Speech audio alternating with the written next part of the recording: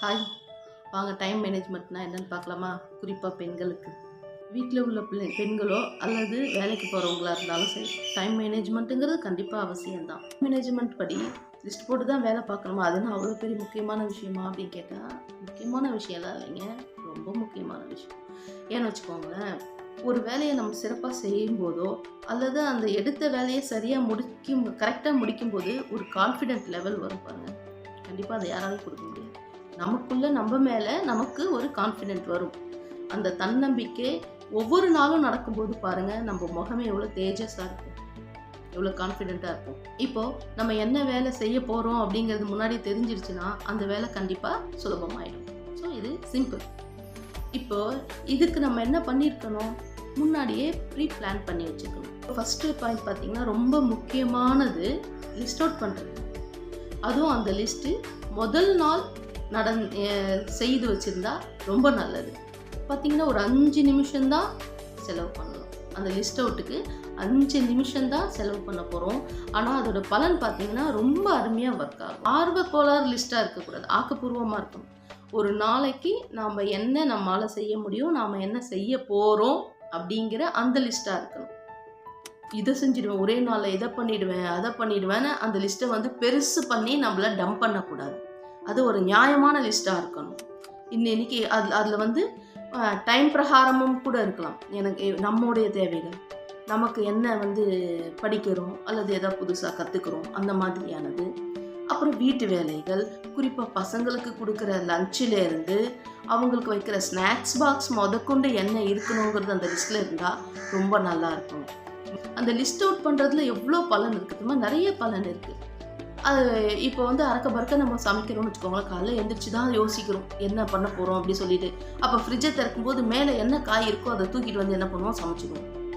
அப்புறம் என்ன பண்ணுவோம், நம்ம அதெல்லாம் சமைக்கிறதுக்கு எல்லாம் ரெடி பண்ணிக்கிட்டே இருக்கும்போது, ஐயோ இது இல்லையே தீர்ந்து போச்சே, அது இல்லையே தீர்ந்து போச்சே, இதை செய்யறதுக்கு இந்த பொருள் வேணுமே, இது மட்டும் இல்லையே அப்படிங்கிற அந்த மாதிரி அசௌகரியமான சூழ்நிலைகள் எல்லாமும் தவிர்க்க முடியும். மேனேஜ்மெண்ட்டோட முக்கிய காரணமே பார்த்தீங்கன்னா, டைமை ரொம்ப எஃபெக்டிவாக பயன்படுத்துறது தான்.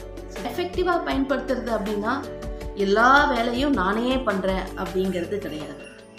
அந்தந்த வேலைகள் அந்தந்த நேரத்தில் கரெக்டாக நடக்கணும் இல்லையா?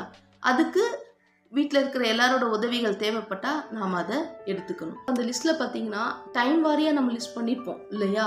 இல்லைனாலும் சில சின்ன சின்ன வேலைகள் அல்லது பெரிய பெரிய வேலைகள், சரி இந்த வேலையை கை வச்சா 1 மணி நேரம் ஆகும்ப்பா, இந்த வேலை பார்த்தீங்கன்னா சின்ன சின்ன வேலை, இதை டக்குன்னு முடிச்சிடலாம் அப்படின்னு ஒரு சில இதுவும் இருக்கும்.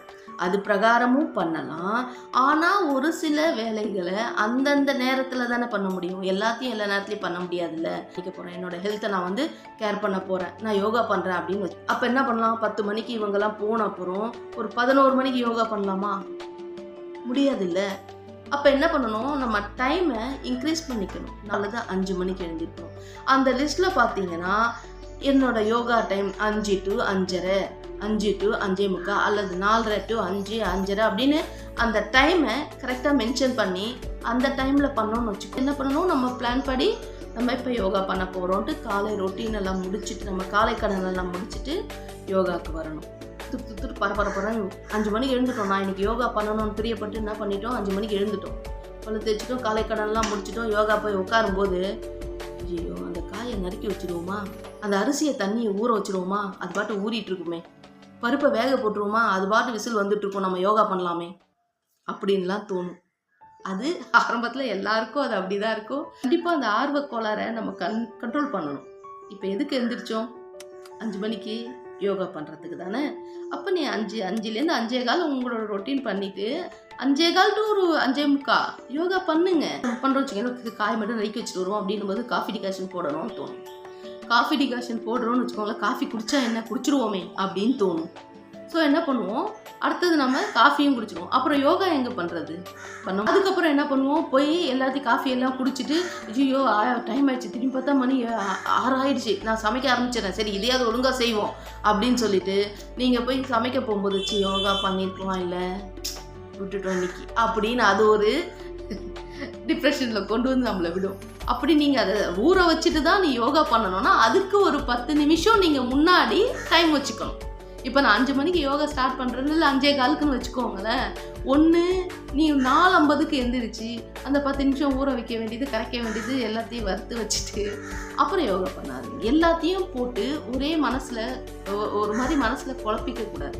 அது ரொம்ப முக்கியம். இத ஃபர்ஸ்ட்டு ஸ்டார்ட் பண்ணும்போது பார்த்தீங்கன்னா, ஏதோ ஒரு பெரிய விஷயம் மாரி தோணும். ஆனா இல்ல. இத நீங்க ரெகுலரா செய்துட்டு வந்தோம்னு வச்சுக்கோங்களேன், ரொம்ப பழகிடும். இந்த மாரி செஞ்சு பாருங்களேன். ரொம்ப திருப்தியாவும் இருக்கும். ட்ரை பண்ணி பாருங்க. பயனுள்ளதா இருக்கும்.